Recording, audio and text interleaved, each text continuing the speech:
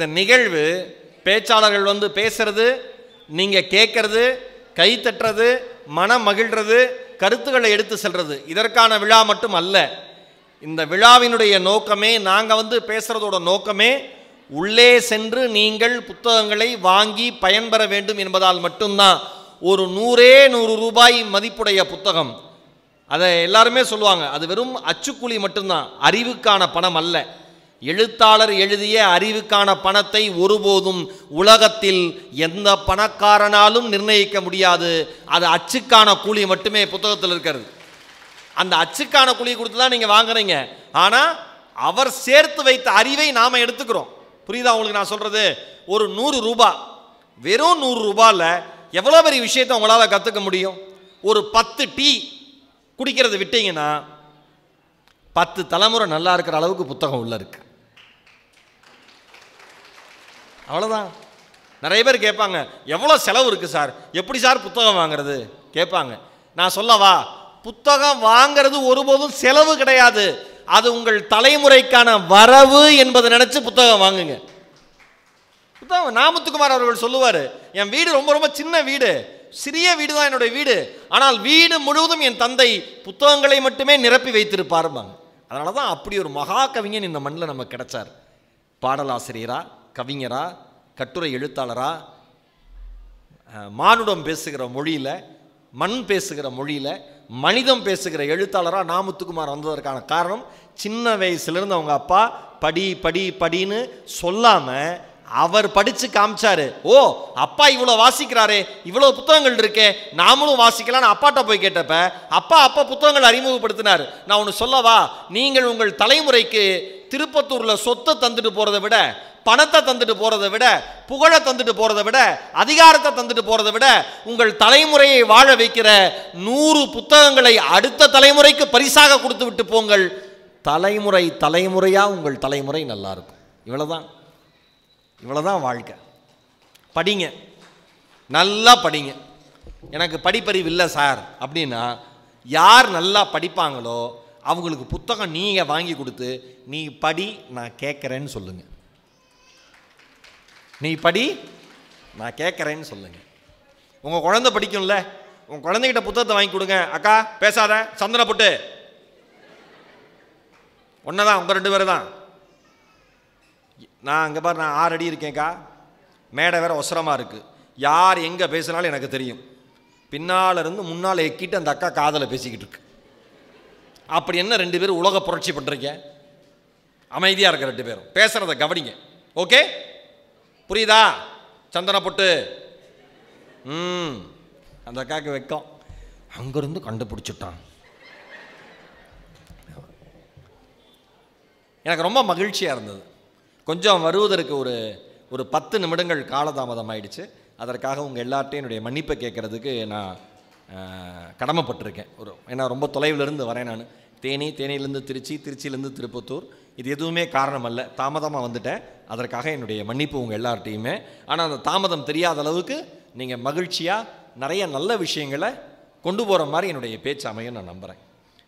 எல்லா மாவட்ட நிர்வாகத்துலேயும் தலைப்பு என்னன்னு கேட்பாங்க பரிதி சார். இல்லைனா பப்பாசி முருகன் கேட்டுருவார், என்ன தலைப்பு சொல்லுங்கள் அப்படின்ட்டுருவார். நான் சொல்லலைன்னா மெசேஜ் அமுச்சுக்கிட்டே இருப்பார், தலைப்பெண்ணன்னு. பதட்டமாக இருக்கும். புத்தக திருவிழாவில் பேசுகிறத விட தலைப்பு கொடுக்கறது பதட்டமாக இருக்கும். குழந்தை பெற்றுக்கிறத விட பேர் வைக்கிறது கஷ்டமா இல்லையா? உண்மையா இல்லையா? ஒத்துக்கிறீங்களா இல்லையா?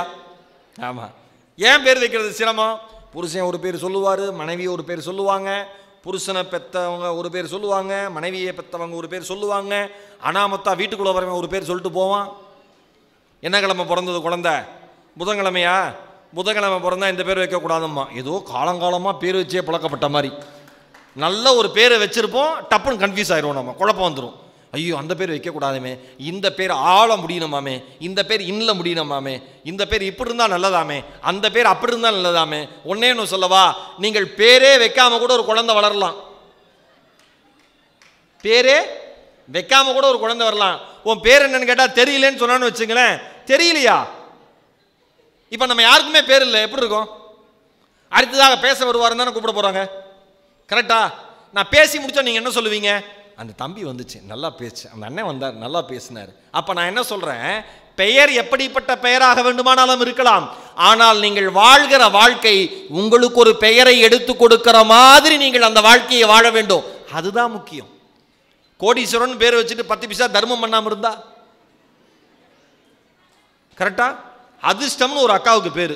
அந்த அக்கா வாழ்க்கையில் அதிர்ஷ்டமே அடிச்சதில்லை. அந்த அக்கா சொன்ன பேர் தான் வச்சா எங்கள் அப்பா ஆத்தா வச்சது அதிர்ஷ்டம். இந்த இவனை கல்யாணம் பண்ணேன், என்ன அதிர்ஷ்டம்? அந்த அண்ணனை பார்த்து கேட்குது. பேர் முக்கியம் இல்லை, நம்ம வாழ்கிற வாழ்க்கை என்ன மாதிரி நமக்கு பெயர் எடுத்து கொடுக்க போகுதுங்கிறது முக்கியம். உண்மையாலேயே நான் சொல்றது தெளிவாக இருங்க. ஒரே ஒரு விஷயம் என்ன அப்படின்னா, அதான் அந்த தலைப்பு சம்மந்தமாக பேசணும்ல, தலைப்பு என்னன்னு கேட்குறப்ப தலைப்பே கொடுக்கல. திருப்பத்தூர் மாவட்ட நிர்வாகத்தில் அவங்க என்ன யோசிச்சிருக்காங்கன்னா, என்ன தலைப்பு கொடுத்தாலும் இவனுங்க பேசுறது தான் பேசுவானுங்க.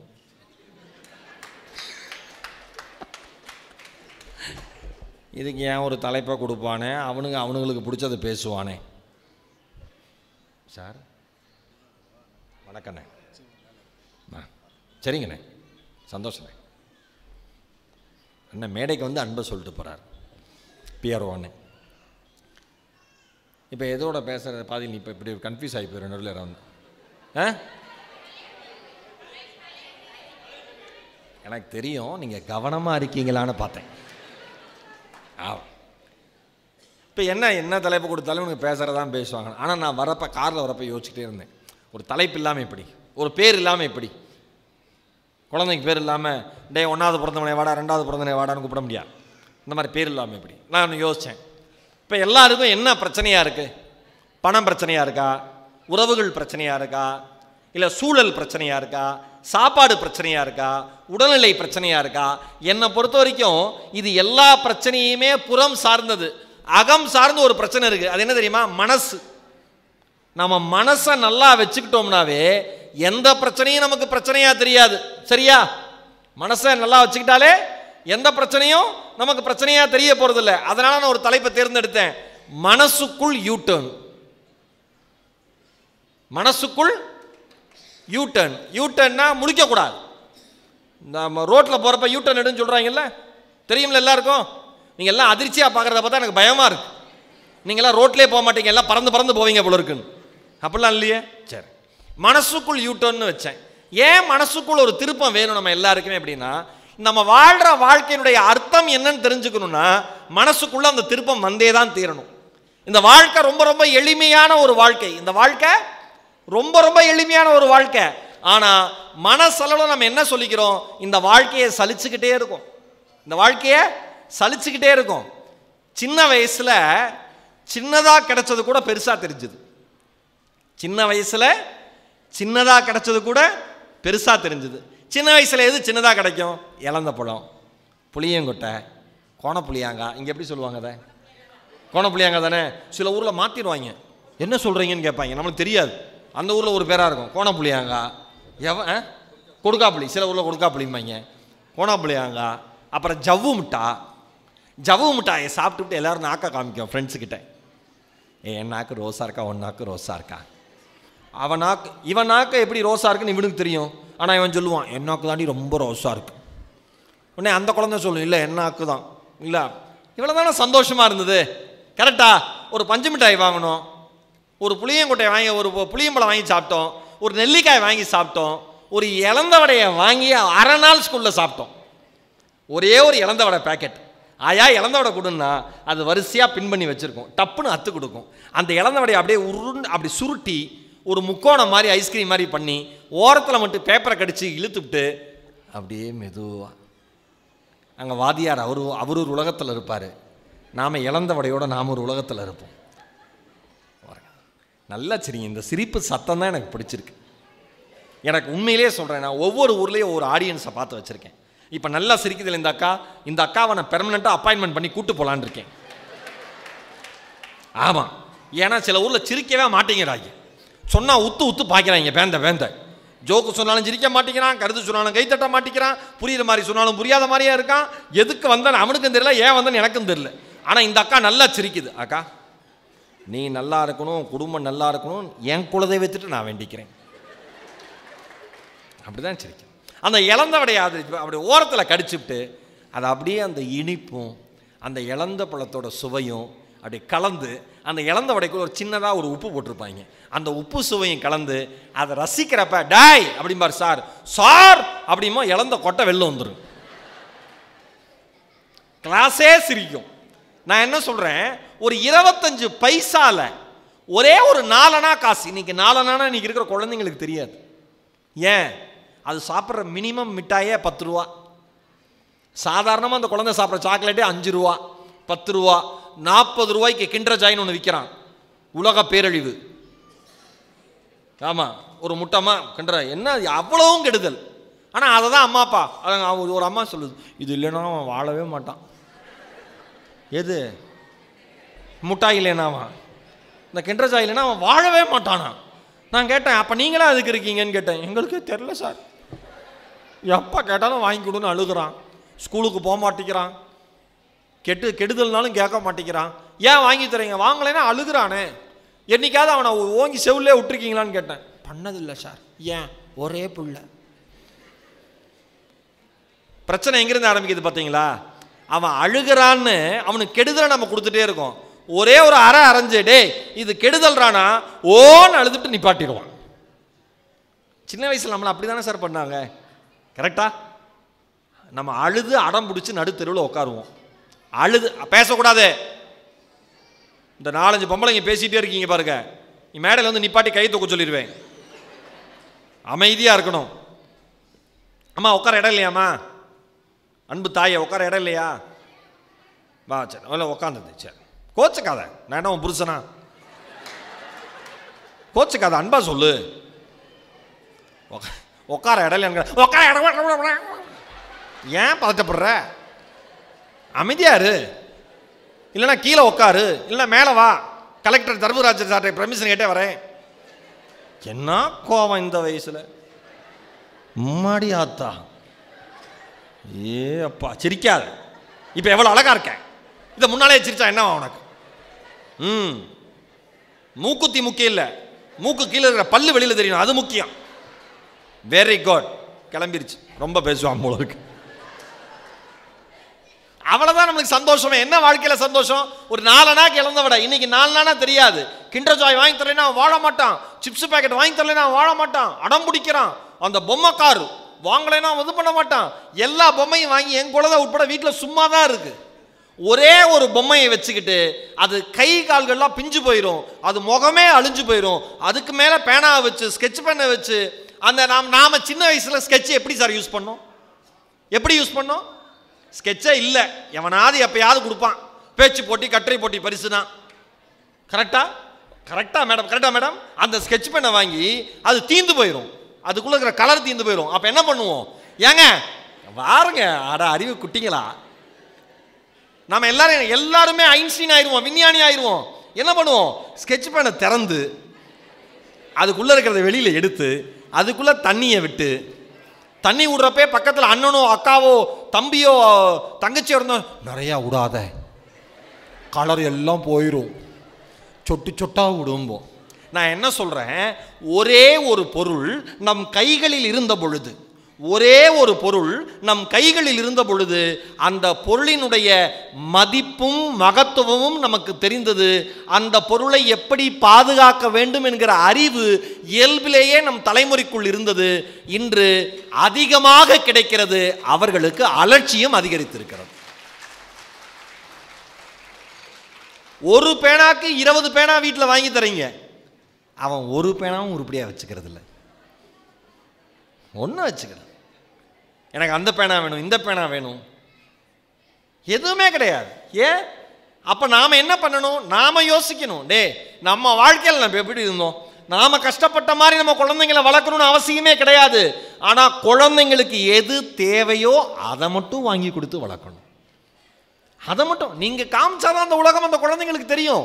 முதல் முறை நீங்க ஒரு சாக்லேட் எடுத்து அவன் கையில கொடுத்து சாப்பிட்றான்னு சொல்ற வரைக்கும் சாக்லேட்டுடைய சுவை எந்த குழந்தைக்கும் தெரியாது. உண்மையா இல்லையா? இப்ப அண்மையில கருப்பள்ளி பண்ண வந்து ஒரு நிகழ்ச்சி நடத்தினாரு. அதுல ஒரு குழந்தைகிட்ட கேட்கிறாரு, உனக்கு என்னடா சாப்பிடணும்னு ஆசையா இருக்குன்னு. அந்த குழந்தை பதில் சொல்றது பீஸாங்குது. நீங்க சிரிக்காதீங்க, பீஸாங்குது. அந்த குழந்தையோட வயசு என்ன தெரியுமா? 16. ஒரு கேக் சாப்பிடணும்னு ஆசைப்படுது. அந்த குழந்தையோட வயசு 14.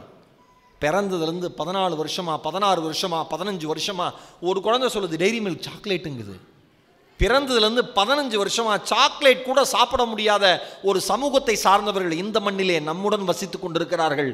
நாம் அளவுக்கு அதிகமாக அனைத்தையும் வாங்கி குப்பை தொட்டியில் வீசி கொண்டிருக்கிறோம். மனசுக்குள்ள ஒரு யூட்டன் எடுங்க. வாழ்க்கையில எது தேவை எது தேவையில்லைன்னு முடிவு பண்ணுங்க. இது அனாவசியம்னு சொல்லுங்க. தெரிஞ்சுக்கங்க, குழந்தைங்களை நீங்க கவர்றதுக்கு, குழந்தைங்களுக்கு பிடிச்ச அம்மா அப்பாவா நீங்க மாறுறதுக்கு பொருட்களை வாங்கி தரணும்னு எப்ப நீங்க முடிவு பண்ணீங்களோ ஒரு அம்மா அப்பாவா நீங்க தோத்து போயிட்டீங்கன்னு அர்த்தம். தோத்து போயிட்டீங்க. என் குழந்தைக்கு பிடிச்ச அப்பாவா நான் இருக்கணும், என் குழந்தைக்கு பிடிச்ச அம்மாவா நான் இருக்கணும் அப்படின்னு நினைச்சுக்கிட்டு எப்ப அவன் கேட்ட பொருள் எல்லாம் அவள் கேட்ட பொருள் எல்லாம் நீங்க வாங்கி தரணும்னு நினைக்கிறீங்களோ அன்னைக்கு அம்மா அப்பாவா நீங்க தோத்து போயிட்டீங்க.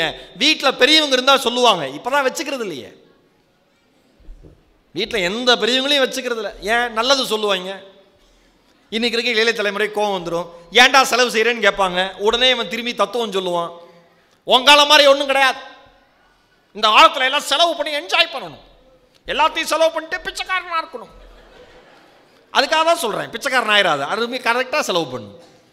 அவங்க செலவு பண்ணாதன்னு சொல்றது நீங்க சந்தோஷமா இருக்கக்கூடாதுங்கிறதுக்காகவே இல்லை. அதை நல்லா புரிஞ்சுக்கோங்க. வீட்டில் இருக்கிற பெரியவர்கள் அதிகமாக செலவு செய்யாதே என்று சொல்லுவது, அதிகமாக ஹோட்டலுக்கு போய் சாப்பிடாதன்னு சொல்றது, எப்ப பார்த்தாலும் வெளியில போய் பொருள் வாங்காதன்னு சொல்றது நீங்க சந்தோஷமா இருக்கக்கூடாதுங்கிறதுக்காக அல்ல. இந்த வாழ்க்கை எப்பொழுது வேண்டுமானாலும் யாருக்கு வேண்டுமானாலும் தலைகீழாக மாறலாம். தலைகீழாக உன் வாழ்க்கை மாறுகிற பொழுது நீ சிரமப்படுவதை ஒரு தாயும் தந்தையுமாக நாங்கள் இதே வீட்டில் இருந்து கொண்டு பார்த்து கொண்டிருக்க முடியாது.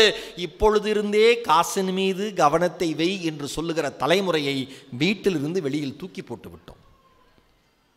தூக்கி போட்டாச்சு. எந்த பெரியவங்களுக்கும் மதிப்பு கிடையாது. இவருக்கு வயசே ஆவாதுன்னு நினைப்பு. யாருக்கு? துரை அரசர் துரை அம்மாவிற்கு. அப்படி வேகம் இருக்குல்ல, ஒட்டம்ல ரத்தம் சூடா ஓடும்ல, அப்ப எல்லாம் இருக்கும். சிங்கங்க காட்டுக்கே ராஜாங்கிறாங்க. அது சிங்கத்துக்கு தெரியாது, அது வேற விஷயம். சிங்கம் காட்டுக்கே ராஜா சொல்றோம்ல, அந்த சிங்கம் வயசானா நீங்க யூடியூப்ல போய் நீங்க அந்த தேடி பாருங்களேன், வயதான சிங்கத்தோட காணொளி பாருங்களேன். அப்படி தடுமாறி தடுமாறி கீழே விழுந்து கிடக்கு. தடுமாறி தடுமாறி கீழே விழுந்து கிடக்கு. வயசு என்ன பெரிய அக்கப்போரா இருக்கு அந்த அம்மாவோட. சோச்சோ போனை போட்டு யாரையோ தேடுது. யாருங்க அந்த அம்மாவோட கூட வந்தவங்க? எந்திரிச்சு போங்க, நான் ஒரு 5000 ரூபா கொடுக்குறேன். யாருமா வேணும் உனக்கு? யாருக்கு? வீட்டுக்காரருக்கா? என்ன புத்தக திருவிழா தொலைச்சு விட்டு அவரு கிளம்பிட்டாரா?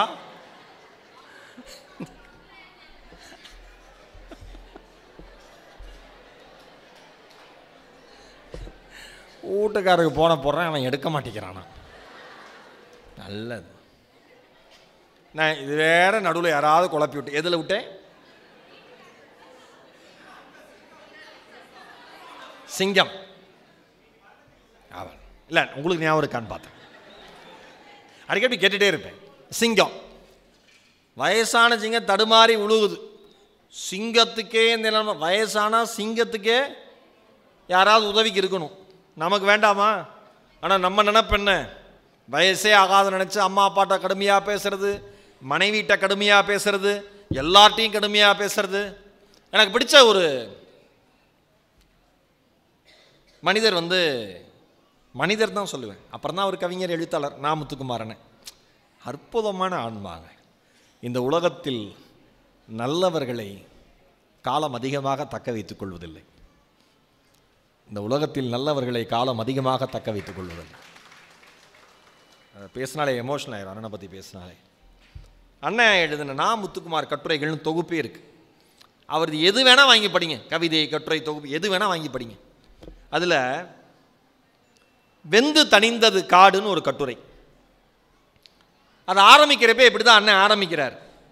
மழையை விட, கடலை விட, நதியை விட, குளத்தை விட அதி மர்மமானதும் அதி ரகசியமானதுமான நீர் கண்ணீர்னு ஆரம்பிக்கிறார். அந்த அந்த அந்த கண்ணீர் வந்து அவ்வளோ ரகசியமானது. அது எதனால் கண்களிலிருந்து வெளிப்பட்டு வெளியில் வருகிறது, எட்டி குதிக்கிறதுங்கிறது யாருக்குமே தெரியாது. அண்ணன் அந்த கட்டுரை ஆரம்பிக்கிறப்ப சொல்கிறாரு, பெண்கள் எப்பயுமே கண்ணீர் துளிகளோடு தான் இருக்காங்க. நிறைய பெண்கள் இருக்கிறதுனால சொல்கிறேன், பெண்கள் எப்பயுமே அதிகமான கண்ணீர் துளிகளுக்கு சொந்தக்காரர்களாக இருக்காங்க. இந்த காலம் என்ன செய்யுதுன்னா, நல்ல நல்ல வார்த்தைகளை, நல்ல நல்ல விளையாட்டை கூட இரட்டை அர்த்தத்தில் எடுத்துக்கொள்கிற காலமாக அந்த காலம் போயிடுச்சு. மனுஷனோட மனசு, அதான் மனசுக்குள் யூட்டர்ன் போடலான்னு நினச்சேன் நான். மனுஷனோட மனசு ஏன்டா இவ்வளோ கொடூரமாக மாறிடுச்சு நான் யோசிச்சு பார்க்குறேன். ஒரு சாதாரண வார்த்தையை இரட்டை அர்த்தமுடைய அர்த்தமுடைய வார்த்தையாக நம்ம பார்க்க ஆரம்பிச்சிட்டோம். அம்மா அப்பா விளையாட்டணுன்னு படத்தில் காமெடியாக வரப்ப எல்லாம் சிரிக்கிறோம். ஆனால் சின்ன வயசில் நாம் விளையாண்ட அம்மா அப்பா விளையாட்டா என்ன இருந்தது?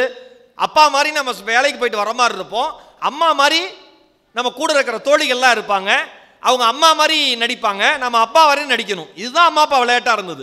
இது திரைப்படம் வேற மாதிரி மாற்றுச்சு, அதை விட்டுருங்க. ஒரிஜினலாக உண்மையான ஒரு அப்பா அம்மா விளையாட்டு நம்ம சின்ன வயசுல இருந்தப்ப எப்படி விளையாண்டோமோ அது அண்ணன் பதிவு பண்ணுறாரு. அவர் பதிவு பண்ணதை நான் அப்படியே படிக்கிறேன். அவ்வளோ அழகான வார்த்தை. சின்ன வயசில் நாங்கள்லாம் அம்மா அப்பா விளையாட்டு விளையாண்டுட்டு இருப்போம். எங்கள் வயசு, அதாவது முத்துக்குமாரன் வயசுடைய சிறுமிகள் வீட்டிலேருந்து எடுத்து வந்து அகல் விளக்குல மண்ணை நிரப்பி சோறு பொங்குற மாதிரி நடிப்பாங்க. சும்மா விளக்கு எடுத்துகிட்டு வந்து அதில் மண்ணை நிரப்பி சோறு பொங்குற மாதிரி அவங்க அம்மாவா நடிப்பாங்க. நாங்களாம் வேலைக்கு போயிட்டு திரும்புகிற அப்பாவா நடிப்போம். வேலைக்கு போயிட்டு வர பையன் கேட்பானா, அப்பாவா நடிக்கிற பையன் கேட்பானா, என்ன குழம்படி வச்சிருக்க? எல்லா அப்பனும் இதை தான் கேட்டிருக்கான். ஒரு அப்பம் கூட பொண்டாட்டிட்டு நல்லா இருக்கியா, இன்னைக்கு நல்லா இருந்தையா, இன்னைக்கு நீ சாப்பிட்டையா, இன்னைக்கு மனமகிழ்ச்சியா இருந்தியா கேட்டதே இல்லை. என்ன குழம்படி வச்சிருக்க? உடனே அந்த அம்மாவா நடிக்கிற பொண்ணு பயந்துக்கிட்டு கத்திரிக்காய் சாம்பார். மீன் குழம்பு ஏண்டி வைக்கல? ஏண்டி வைக்கலங்கிறப்ப டீயை மட்டும் அழுத்தி சொல்லுவாங்களாம். ஏண்டி வைக்கல அப்படின்னோடனே இல்லாத பெல்ட்டை எடுத்து அடிக்கிற மாதிரி ஆக்ஷன் கொடுப்பாங்களாம். அவங்களாம் அடி வாங்குற மாதிரி வாங்கி அப்படியே சினிங்க அழுதுட்டு, குடிச்சிட்டு வந்து காசே தரமாட்டிக்கிற, நான் காட்டில் விறகு விற்று அதை வச்சு சோறாக்குறேன், அதனால தான் தயங்கி அப்படின்னு தயங்கி சொல்லுவாங்களாம். எதுத்தாடி பேசுகிற அப்படின்னு ஒரு கெட்ட வார்த்தையை சொல்லி மறுபடியும் அடிப்பாங்களாம் அந்த குழந்தைய. அவர் முத்துக்குமாரன் சொல்கிறாரு, எங்களுக்கு அப்பன் கொடுத்து, அப்பனுக்கு பாட்டன் கொடுத்து, பாட்டனுக்கு முப்பாட்டன் கொடுத்த ஆண் என்னும் திமிர் எங்கள் பிஞ்சு கைகளில் குடியேறும். நாங்கள் திமிரோடும் பெண்கள் தியாகத்தோடும் வீடு செல்வதாக அந்த விளையாட்டு முடிவுறும்.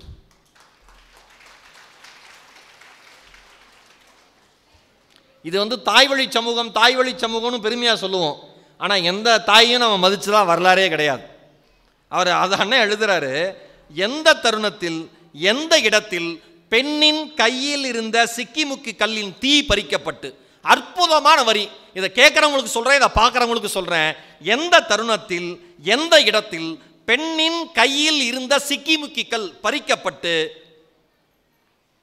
அந்த தீ பறிக்கப்பட்டு சமையல் அறையின் தீப்பெட்டி கொடுக்கப்பட்டதோ, சமையல் அறையின் தீப்பெட்டி கொடுக்கப்பட்டதோ, சிறு தெய்வங்களான பெண் கடவுள்கள் பின்தள்ளப்பட்டு ஆண் கடவுள்கள் முன்னிறுத்தப்பட்டனவோ, அந்த தினத்திலிருந்துதான் தியாகம் என்னும் இரும்பு கம்பிக்குள் பெண்கள் தள்ளப்பட்டிருக்கக்கூடும்.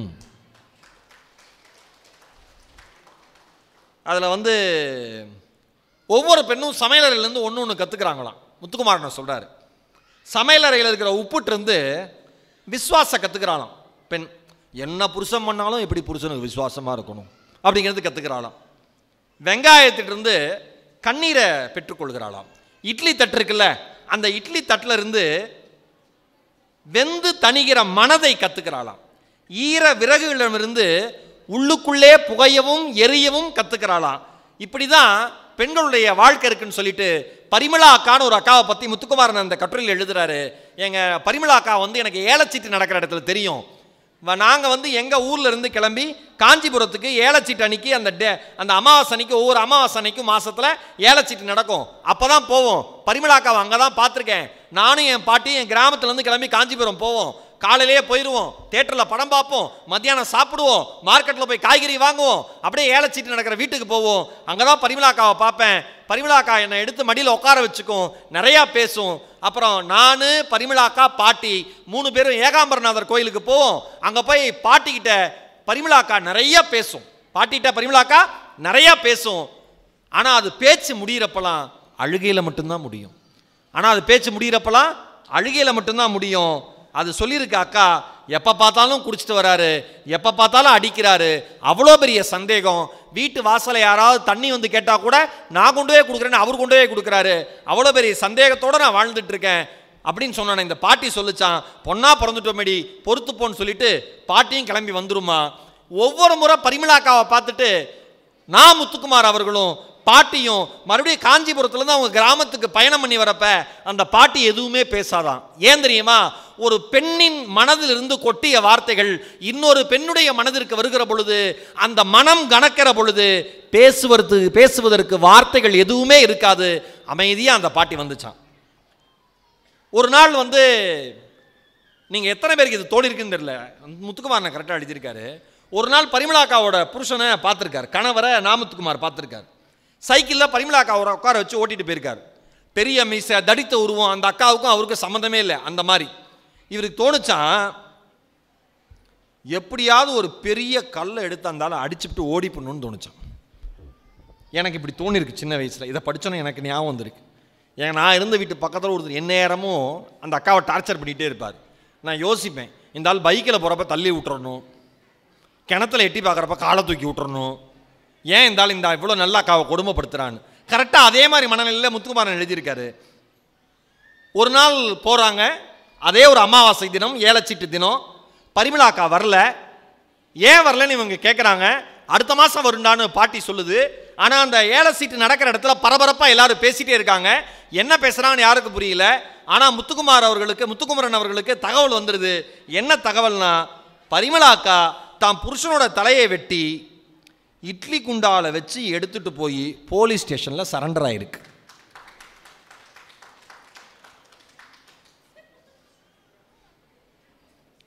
அந்த கட்டுரை முடிகிறது, உண்மையா என்று பாட்டியிடம் கேட்டேன். எதுவும் சொல்லாமல் பாட்டி அழுது கொண்டிருந்தாள். ஒன்னே ஒன்று சொல்கிறேன்,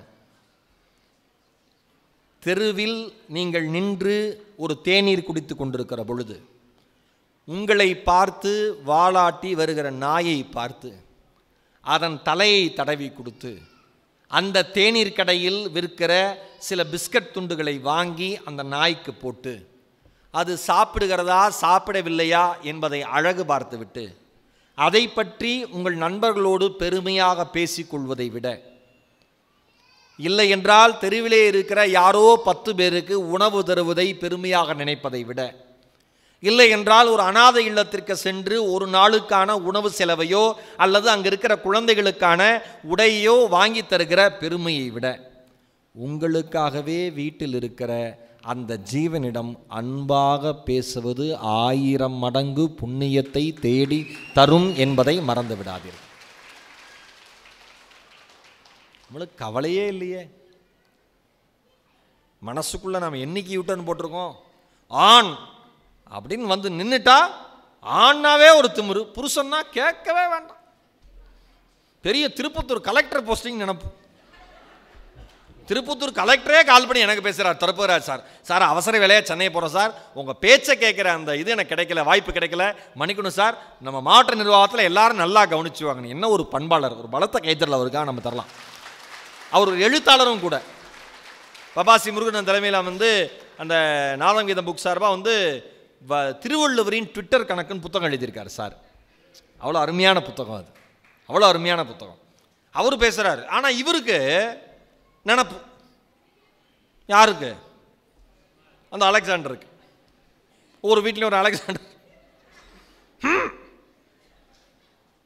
நான் நினச்சிக்குவேன், நம்ம நான் நிறைய இடத்துல பேசிக்கிறேன், இருந்தாலும் நான் இந்த இடத்துல பேச கடமைப்பட்டிருக்கேன். நான் நினச்சிக்குவேன், என்ன நினச்சிக்குவேன்னா, இப்போ நாம் இவ்வளோ வெறப்பாக இருக்கோம்ல, நான் உட்பட தான். இப்போ நான் சொல்கிறது உங்களெல்லாம் இல்லை, என்னையும் சேர்த்து தான்.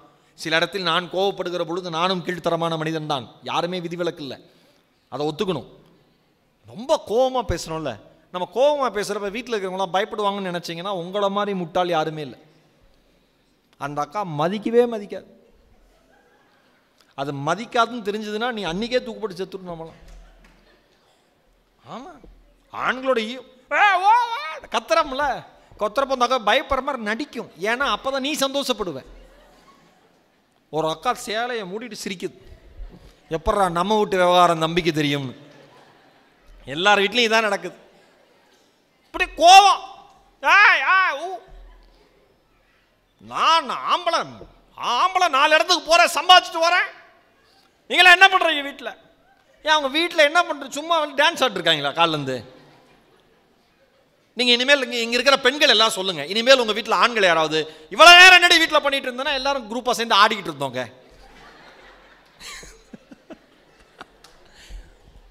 ஆடிக்கிட்டு இருந்தியா? ஆமாங்க, நாளைக்கு வேணா லீவ் போடுங்க, சேர்ந்து ஆடுவோம். சொல்லுங்க என்ன இப்போ?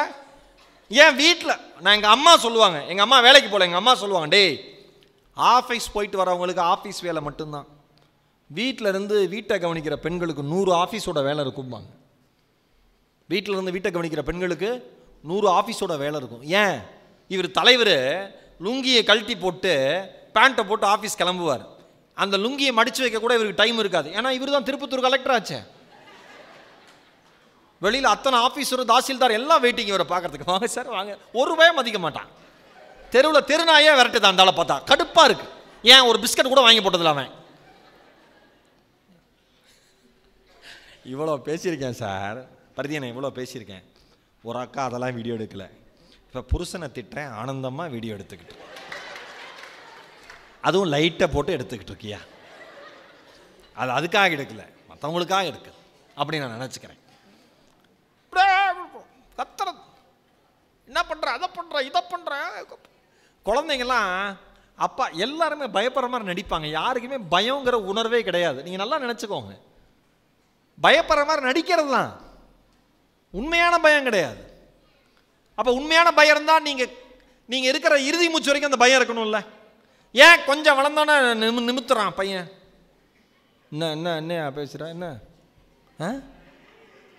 இவர் அவ்வளோ நேரம் ஆனார்ல அதனால தமிழில் ரொம்ப அழகாக சொல்லி வச்சுட்டாங்க, தோளுக்கு மேல் வளர்ந்தால் தோழன். ஏன்? செவ்வளோ பெற்றுருவான். பொண்டாட்டிகிட்ட காமிக்கிற மாதிரி வீரத்தை பையன்கிட்ட காமிக்க முடியாது. என்ன என்னலாம் என்னயா என்ன இல்லை சும்மா கேட்டேன். அவன் கேட்டுருவான், திருப்பி அவனுக்கு கொந்தளிச்சிருவான். என்ன நீ அம்மா இவ்வளோ டார்ச்சர் பண்ணுறான்னு, அம்மா ஏன் இவ்வளோ டார்ச்சர் பண்ணுறேன்னு கேட்பான் பையன். பொண்ணு கேட்கும், ஏன்பா சும்மா கத்திட்டே இருக்க. இவனுடைய அதிகாரம் கொஞ்சம் கொஞ்சமாக கீழே இறங்கிட்டே இருக்கும்ல. அப்போ அந்த ஈகோவை ஆம்பளைங்களால் தாங்கவே முடியாது. ஏண்டி சம்பாதிக்கிற வரைக்கும் நல்லா தின்னுப்புட்டு, சம்பாதிக்கிற வரைக்கும் எல்லாத்தையும் அனுபவிச்சுட்டு, இப்போ எனக்கு உடம்பு முடியல ரிட்டையர்ட் ஆகிட்டேன்னொன்னே எல்லாரும் என்னை திட்டுறீங்களா? அது காரணம் இல்லை. நீ கல்யாணம் ஆகி 1 மாதம் கழிச்சே உடம்பு முடியாமல் போயிருந்தாலும் நீ சாகிற வரைக்கும் உன்னை பார்த்துக்கிற பெரும் கடமை, பெரும் பணிவு, பெரும் அன்பு அந்த பெண்மணிக்கு ரத்தத்திலேயே இருக்குது. அப்படிலாம் உன்னை தூக்கி போட்டு அந்த அம்மா கிளம்பிடாது. அதோட சந்தோஷம்தான் முக்கியம்லாம் கிளம்பிடாது. ஆனால் உன் வாயில் சனி, நம்ம ஆம்பளைங்க வாயில் சனி. அனுபவிச்சு சிரிக்கிறாங்க சில பேர். எனக்கு அதாங்க நல்லா ரசித்தாதாங்க எனக்கு பிடிக்கும். நல்லா அப்படி ரசித்து கேட்கணும். சில பேர்லாம் உணர்ச்சியாக இல்லாமல் இருப்பான். என்ன ஜோக் நான் சொன்னேனே, நல்லா ரசிக்கிறீங்க, எனக்கு ரொம்ப பிடிச்சிருக்கு. அது பிரச்சனையே இல்லை. நீ சம்பாதிச்ச, எங்களை காப்பாற்றுன, வாழ்க்கை ஒரு வட்டம்ங்கிறவங்கள தொடங்கின இடத்துக்கே மறுபடியும் வருங்களோம்ல, அதுதான் என்ன அதிகாரம் பண்ண. அதனால தான் பார்த்தீங்கன்னா பெண்கள் இறந்து போனதுக்கு அப்புறம் ஆண்கள் நில குலைஞ்சு போயிடுவான். எனக்கு தெரிஞ்ச ஒரு அண்ணன் ரொம்ப அன்பாக இருப்பார் அவர் மனைவி மேலே. அவங்க மனைவி தவறிட்டாங்க, திருப்பூர். அந்த அண்ணன் இறந்ததுக்கப்புறம் என்கிட்ட சொன்னார், சார் மனைவி இறந்ததுக்கப்புறம் நான் நிறைய எழுதுறேன் சார் என் மனைவியை பற்றி. என்னென்ன எழுதுனீங்க? நான் ஒரு கவிதை எழுதுனேன் சார் அப்படின்னாரு. சொல்லுங்கண்ணே அப்படின்னு. நீ உயிரோடு இருக்கிற பொழுது என்ன சாப்பிடலாம் என்று யோசித்தேன். நீ உயிரோடு இருக்கிற பொழுது என்ன சாப்பிடலாம் என்று யோசித்தேன். நீ இறந்த பிறகு எங்கு சாப்பிடலாம் என யோசிக்கிறேன்.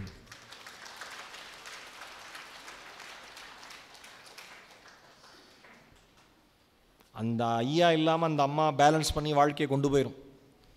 வாங்க மேடம், வணக்கம். அந்த ஐயா இல்லாமல் அந்த அம்மா வாழ்க்கையை பேலன்ஸ் பண்ணி கொண்டு போயிடும். ஆனால் இவங்க இல்லாமல் ஆனால ஒரு செகண்ட் கூட ஒரு அடி கூட எடுத்து வைக்க முடியாது. ஏன் அப்படி நம்ம ஆண்கள் உண்மையிலேயே சார்பு உடைய வாழ்க்கை யாருடைய வாழ்க்கைனா ஆண்களோட வாழ்க்கை தான், பெண்களோட வாழ்க்கை இல்லை. ஏன் ஒரு ஆண் இறந்து போனதுக்கு அப்புறம் ஒரு பெண்மணி தனியா நின்று தலைமுறையா காப்பாற்றி படிக்க வச்சு வேற லெவல் கொண்டு வந்திருக்கு. ஒரு ஆணுக்கு ரொம்ப ரொம்ப சிரமம். ஏன் இன்னொரு துணை இல்லாமல் அவனால் அடுத்த அடி எடுத்து வைக்க முடியாது. சின்ன வயசுல இறந்து போயிட்டா. ஆனால் பெண்ணுக்கு இயல்பா இருக்கு. ஏன் அவங்களுக்கு ஒரு வைராகியம் இருக்கும். டேய், ஆண் இல்லாத வீடுன்னு நீங்க யாரும் சொல்லிடாதீங்கடா. ஒரு ஆண் இருந்து இந்த குடும்பத்தை எப்படி காப்பாற்றுவானோ அவன் இல்லாமல் கூட என்னால் 10 ஆணாக உழைத்து இந்த குடும்பத்தை காப்பாற்ற முடியும் என்று சொல்பவள் பெண். அந்த பெண்கிட்ட தான் நம்ம எவ்வளவு பெரிய அதிகாரம் பண்றோம். இன்னைக்கு எல்லா துறையிலையும் பெண்கள் இருக்காங்க. தமிழகத்தில் இந்தியா முழுக்க மாவட்ட ஆட்சித்தலைவராகவே அவ்வளவு பெண்கள் இருக்காங்க. நேற்று போனேன் தேனியில், திருமதி மதிப்புக்குரிய சஜீவனா IAS அவர்கள், தேனியோட கலெக்டர் மேடம், கம்பீரமா பார்க்கவே சந்தோஷமா இருக்கு. அவ்வளவு தூரம் வந்துட்டாங்க. ஆனாலும் ஆம்பளை கேட்க மாட்டான். ஆண் சூர்யா, SJ சூர்யா சொல்லுவார்ல, நெடில் லுங்கிய அவுத்து போட்டா இந்த கலெக்டர் ஐயாவுக்கு மடிச்சு வைக்க துப்பு இல்லை. அது ரவுண்டா கிடக்கும். அப்படியே பேண்ட்டை போட்டு கிளம்பிடுவார். ஏன்னா வெளியில் அவ்வளோ வேலை இருக்கு. திருப்பத்தூர் ஃபுல்லாக மனு வச்சு நிற்கிறாங்க. ஐயா வாங்க, ஐயா வாங்க. ஏன் மனசுக்குள்ள யூட்டன் எடுங்க. இங்க இருக்கிற அத்தனை ஆண்களுக்கு சொல்றேன், பார்த்து கொண்டிருக்கிற அத்தனை ஆண்களுக்கு சொல்றேன், இதுவரை உங்கள் வாழ்க்கையில் நீங்கள் உங்களை நேசிக்கிற பெண்ணை நீங்கள் மருந்துக்கு கூட பதிலுக்கு மரியாதை தருகிற அளவிற்கு நேசிக்கவில்லை என்றால் இன்றே மனதிற்குள் யூட்டன் எடுங்கள். உங்களுக்கான வாழ்க்கை அவர்களுக்கானது என்பதை நீங்கள் நம்புங்கள். நேசிங்க, பேசுங்க, உட்காந்து பேசுங்க. சும்மா ஒண்ணுமே வேணாங்க. சாதாரணமாக ஒரு இடத்துக்கு கூட்டு போய் பார்க்கில் உட்கார வச்சு 1 மணி நேரம் என்னமான்னு பேசினாலே இந்த அம்மா அவ்வளோ சந்தோஷப்படும். அந்த அக்காலாம் இப்படிங்குது, எங்கே கூப்பிட்டு போகிறாங்க அந்த ஆள். ஏன்னா அந்த அம்மாவுக்கு தெரியும் நீங்கள் சிங்கப்பூர்லாம் கூட்டிகிட்டு போய் பேச மாட்டீங்கன்னு தெரியும். ஏன் அடுத்த தெருவுக்கே தலைவனால் கூட்டு போக முடியல. பணம் முக்கியமே இல்லை. நாம் என்ன நினச்சிக்கிறோம், மகிழ்ச்சியாக இருக்கிறது இடத்தை பொறுத்து நினைக்கிறோம். மகிழ்ச்சியாக இருக்கிறது இடத்தை பொறுத்து நினைக்கிறோம். நான் அடிக்கடி சொல்லுவேன், மகிழ்ச்சி என்பது சூழ்நிலை அல்ல, அது ஒரு மனநிலை. அது ஒரு மனநிலை. ரோட்டில் வயசான தாத்தா வயசான பாட்டி நடந்து போகிறப்ப அந்த வயசான தாத்தாவோ பாட்டியோ பக்கத்தில் போகிறவங்கள கையை பிடிச்சிட்டு போகிறப்ப நம்ம ரசிக்கிறோம். எப்படி ஒரு வாழ்க்கை வாழ்ந்துருக்காங்க. அப்படியே ஒரு 30 வருஷம் முன்னாடி போனால் அந்த தாத்தா முன்னால் போயிட்டு இருப்பார், இந்த பாட்டி 30 அடி பின்னால் வந்துக்கிட்டு இருக்கும். இப்போ ஏன் அந்த தாத்தா பாட்டியோட கையை பிடிச்சிட்டு போகிறாரு? கையை விட்டாருன்னா தலைமை விழுந்துருவான். புரியுதா உங்களுக்கு? தலைமை விழுந்துருவான், பிடிச்சிக்கிறான். அன்புங்கிறதெல்லாம் அப்புறம்தான். முதல்ல பண்ண வம்பு, அம்மா சாரிம்மா, கையை பிடிச்சினே மன்னிச்சிருமா. பெண் மன்னிப்பினுடைய பெரும் தெய்வம். பெண் என்பவள் மன்னிப்பின் பெருந்தெய்வம். இப்படி புகழ்ந்து பேசியே பெண்ணை அடிமைப்படுத்திட்டாங்கன்னு சொல்லக்கூடாது. உண்மை அதுதான். அவங்களாம் மன்னிக்கலைன்னா நமக்கு வாழ்க்கையே இல்லை. பெண்கள் மன்னிக்கலைன்னா நமக்கெல்லாம் வாழ்க்கையே கிடையாது. வாழ்க்கையே கிடையாது. அது குழந்தைங்களானாலும் அப்படி தான், குழந்தைங்கிட்டையும் அப்படி தான் சொல்கிறேன். இங்கே இருக்கிற பிள்ளைகள், உங்கள் அம்மாட்ட நீங்கள் உங்கள் ஃப்ரெண்டுக்கு பர்த்டேனா மேம்பாலத்தில் ஏறி கேக் வெட்டுறான்.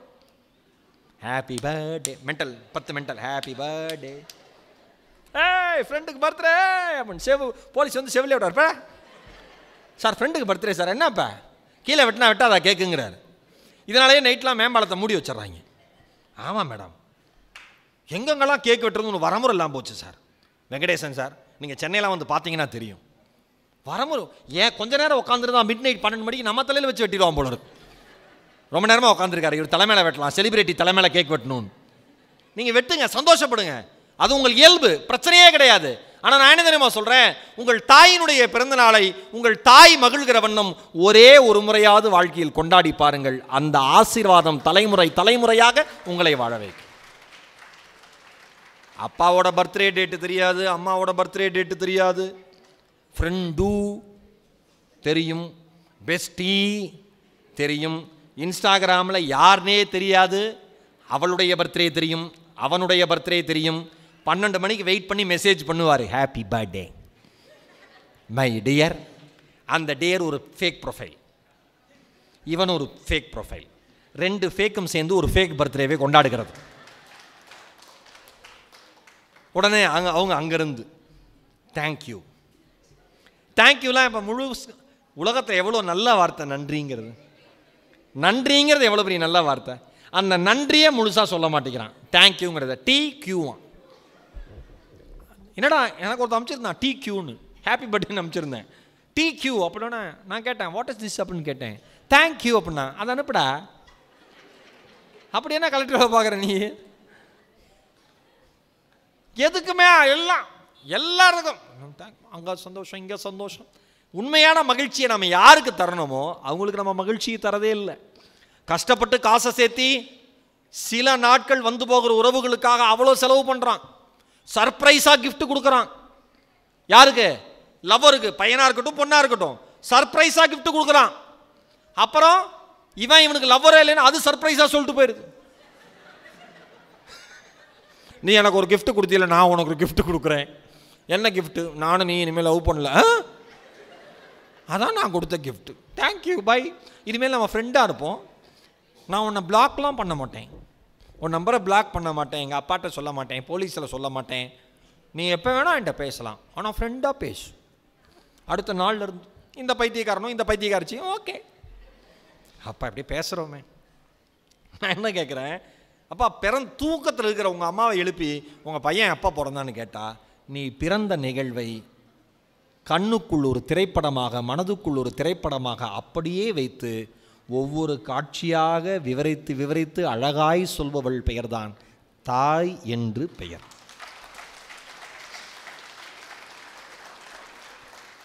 அம்மா நம்ம பிறந்தப்ப நம்ம வீட்டு சூழல் எப்படி இருந்ததுன்னு கேளுங்க.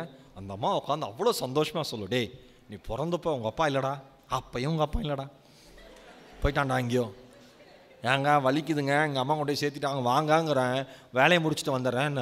என்ன வேலைன்னு இல்லைடா இப்போ வரைக்கும் உங்கள் அப்பாவுக்கு. அப்புறம் வந்துட்டாருன்னு வச்சுக்க, அப்புறம் பெரியமா இருந்தாங்கடா மாமா இருந்தாங்கடா, ஐயோ கடைசியில் குழந்தை தலை திரும்பிடுச்சுனாங்க, பயமுறுத்திட்டாங்கடா, நான் கும்பிட்டுட்டே இருந்தேன்டா சாமியை, நல்லபடியாக நீ பிறந்துட்டடா கண்ணு அப்படின்னு ஒரு கதையை அவ்வளோ அழகாக அந்த அம்மா சொல்லும். அந்த உண்மை கதையை கேட்குறதுக்கு நமக்கு நேரமே இல்லை. ஃபேக் ப்ரொஃபைலில் போய் ஹாப்பி பர்த்டே. ஏன் மனசுக்குள்ள ஒரு யூட்டன் எடுங்க. இன்றைக்கி இருக்கிற இளைஞர்களுக்கு சொல்கிறேன், உங்கள் தாய் தந்தையருடைய ஆசீர்வாதம் மட்டும்தான் வாழ்க்கை முழுக்க உங்களுக்கு கூட வரும் என்பதை மனதினுடைய ஆழத்தில் போட்டு வையுங்கள். இந்த உலகத்தில் எல்லாருமே தனியாக தான் வந்தோம், தனியாக தான் போகிறோம். எல்லா ரிலேஷன்ஷிப்பும் ஒரு அசோசியேஷன் தான். எல்லா ரிலேஷன்ஷிப்பும் ஒரு அசோசியேஷன் தான். ஆனால் இந்த ரிலேஷன்ஷிப்லாம் அசோசியேஷன் ஆகிறதுக்கு, இந்த உறவு முறைகள் எல்லாம் நாம் அப்பப்போ வாழ்க்கையில் மீட் பண்ணுறதுக்கு, தொடர்பு ஏற்படுத்திக்கிறதுக்கு முக்கியமான 2 உறவுகள் காரணம். அந்த உறவின் பெயர் தான் அப்பா அம்மா. அவங்கள மரியாதையாக நடத்துங்க. மனசுக்குள்ள ஒரு யூட்டன் எடுங்க. எப்போ அப்பா கால் பண்ணாலும் எடுங்க, அம்மா எப்போ ஃபோன் பண்ணாலும் அட்டன் பண்ணுங்க. பேச டைம் இல்லை, காலேஜில் ரொம்ப பிஸி, ஹாஸ்டல் ஸ்டூடெண்ட்ஸ்லாம் இருக்கீங்களப்பா, ஆமாம் உங்களுக்கு சூப்பர் தங்கம், தயவு செஞ்சு அம்மா அப்பாட்ட பேசிருங்கடா செல்லாம், ப்ளீஸ் ரெக்வெஸ்ட், நான் ரொம்ப பிஸி. நீ என்ன பிஸின்னு உங்களை பெற்றவங்களுக்கு தெரியாதா?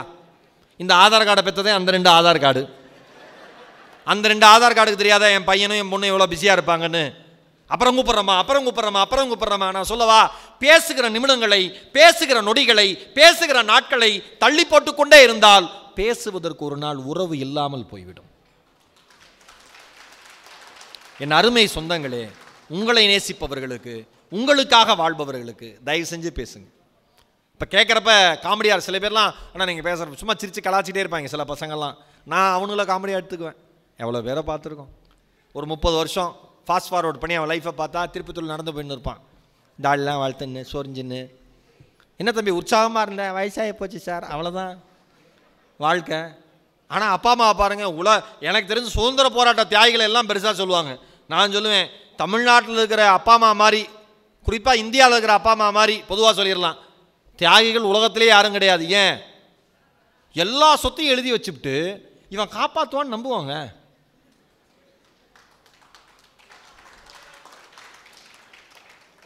அந்த மனுஷன் வாழ்க்கை முழுக்க எல்லாமே கஷ்டப்பட்டு சம்பாதிச்சு இவன் காப்பாற்றிடுவான்னு நம்புவாங்க. அவங்க நம்பிக்கையை மட்டும் காப்பாற்ற மாட்டான், சொத்தை காப்பாற்றிடுவான். அதனால தான் நிறைய மாவட்ட ஆட்சித்தலைவர்கள் என்ன பண்ணுறாங்கன்னா, கொண்டு போய் மனு கொடுத்தோன்னே சொத்தை என்ன பண்ணுறாங்க, மறுபடியும் பையன்ட்டு இருந்து வாங்கி பொண்ணுட்டு இருந்து வாங்கி அப்பா அம்மாக்கே கொடுத்துட்றாங்க. சில அப்பா அம்மாக்கள் அந்த தைரியமாக முடிவெடுத்துடுறாங்க. ஏன்? சும்மா டார்ச்சர் பண்ணுறானுங்க வேஸ்ட் ஃபெலோஸ். ₹1 சம்பாதிக்கல, நான் சம்பாதிச்ச காசை வச்சுட்டு 4 பேர் அடிச்சுக்கிட்டு இருக்கானுங்க சார், அந்த 4 பேர் அடித்து சொத்தை எனக்கு வாங்கி கொடுங்கிறார் ஒருத்தர். வந்துருச்சு, செட்டில் ஆயிடுச்சு, முடிஞ்சு போச்சே. மனசுக்குள்ள யூட்டன் எடுங்க. நீங்கள் ரொம்பலாம் பாசத்தை கொட்டி காமிக்கிறேன்னா சார், நான் மறுபடியும் சொல்கிறேன், இந்த வாழ்க்கையில் கணவன் மனைவியாக நீங்கள் இருந்தீங்கன்னா உங்களுக்கு ஒருவருக்கு ஒருவர் மட்டும்தான் வாழ்க்கையில் நீங்கள் நிரந்தரமாக போக முடியும்.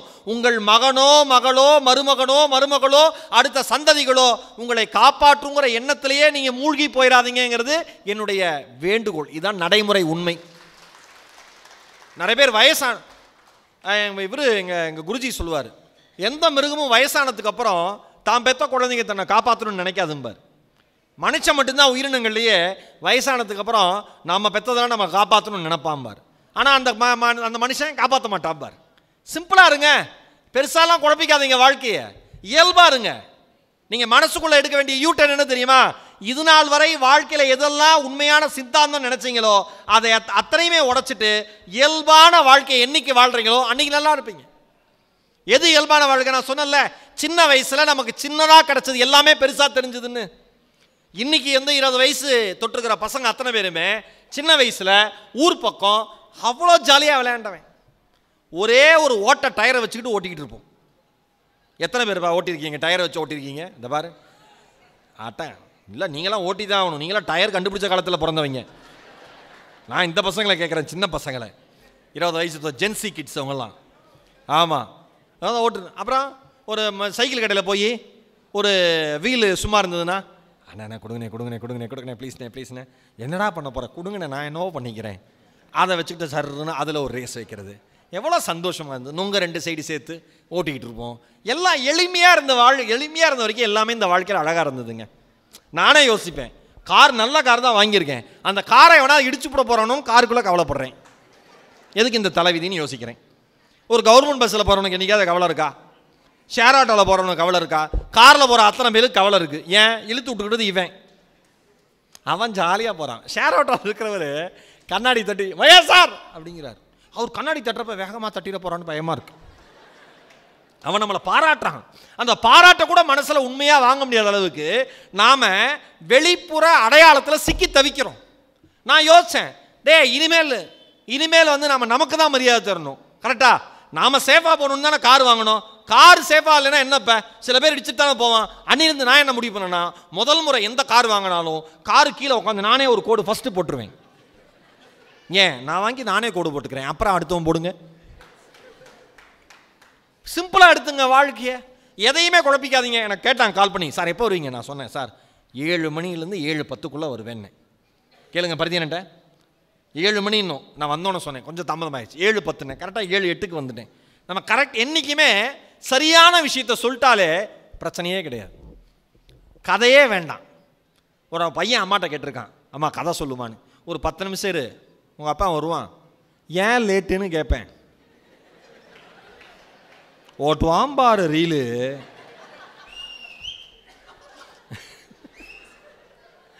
எல்லாம் சிரிக்கிறாங்கன்னா அவ்வளோ கதை ஓடி இருக்கு ஒரு வீட்லேயும். அவ்வளோ ரீல் ஓட்டுவாங்க, கேள்றா அப்படின்னு. நான் முழுக்க நான் நிறைய யோசிச்சிட்டே வந்தேன். என் வாழ்க்கையில் என்னோடய அம்மாட்டிருந்து, என்னுடைய தோழிகள்கிட்டருந்து, என்னுடைய சகோதரிகள்கிட்டருந்து, என் மனைவிகிட்டிருந்து, என்னுடைய பொண்ணு, இப்போ என் பொண்ணுகிட்டருந்து, இந்த உலகத்தில் பெண்களால் நம்ம எவ்வளோ நமக்கு சாக்ரிஃபைஸ் பண்ணிகிட்டே இருக்காங்க. ஆனால் அவங்கள நம்ம எப்படி நினைக்கிறோம், எப்படி பார்க்குறோம், நம்ம வீட்டு பெண்கள்லாம் எப்படி பார்க்குறோம், அடுத்த வீட்டு பெண்கள்லாம் ஏன் அந்த பார்வை உடனே மாறிடுது, அடுத்த செகண்ட் மனசை கொரூரம் ஆகிடுது. எப்படி இந்த மனசுக்குள்ளே இவ்வளோ பெரிய என்ன? அக்கா இங்கே பாரு, ஏய் வாத்தியார் அவளை பார்த்துருக்கேன், மண்டையில் கொண்டு ஓடு போடணும். பேசிக்கிட்டு இருக்கேன், 4 பேரும் அந்த பேச்சு.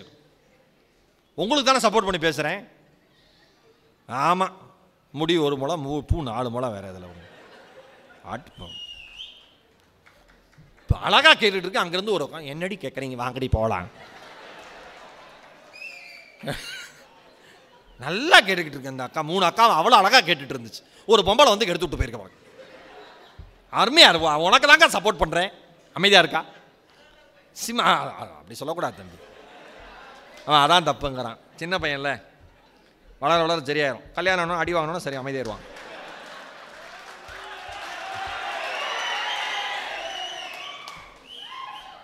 உனக்கு இப்போ கூட நான் அவனுக்கு சப்போர்ட் பண்ணலன்னு கூட உனக்கு புரியல. அந்த மாதிரி பசங்க அப்படி விளையாட்டாக இருப்பாங்க, ஜாலியாக. சின்ன பசங்க தானே.